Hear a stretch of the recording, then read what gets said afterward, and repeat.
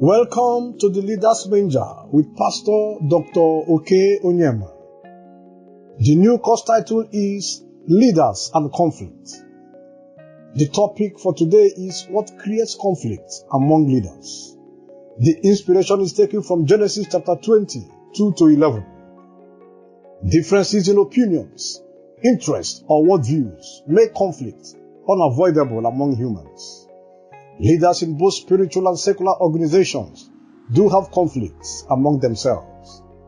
Conflict among leaders can lead to acrimony and division in the organization. It can also trickle down to lower leadership, staff and followers, and derail the vision of the organization.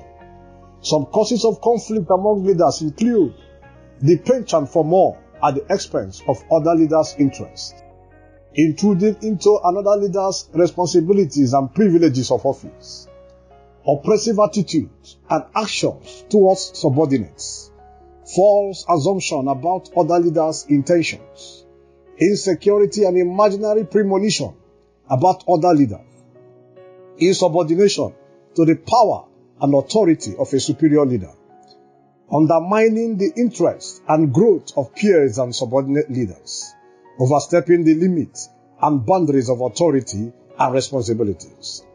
In Genesis chapter 20, 2-11, the Bible accounts that Abimelech, king of Gerar, sent and took Sarah. But God came to Abimelech in a dream by night and said to him, "The woman whom you have taken is a man's wife." And he said, "Lord, did he not say to me, she is my sister? Even she herself said, he is my brother." So Abimelech called Abraham and said to him, "What did you have in view that you have done this thing?" And Abraham said, "Because I thought surely the fear of God is not in this place, and they will kill me on account of my wife." This narrative shows how Abraham's presumption of insecurity created conflict between him and Abimelech, the king of Gerar. Two issues erupted from this conflict. Number one, Abimelech deprived Abraham of his wife, although he tried to exonerate himself. But the morality of taking Sarah the way he did, even if she was Abraham's sister, is questionable. Abimelech and his household suffered health crises as a consequence of his action.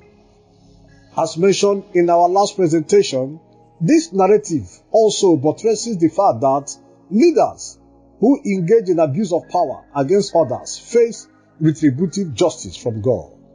When leaders engage in abuse of power, their families also suffer the consequences of their actions.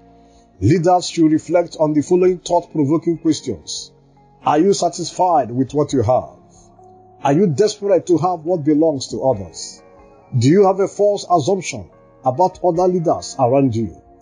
Do you use force and oppression to influence others to do what you want? To avoid this conflict-induced attitude as a leader, you should be content with whatever you have. Trust God for your security anywhere you are. Use service and love to influence people rather than coercion.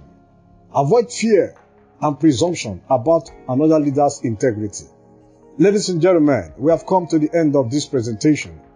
Our email is theleadersmanger@gmail.com.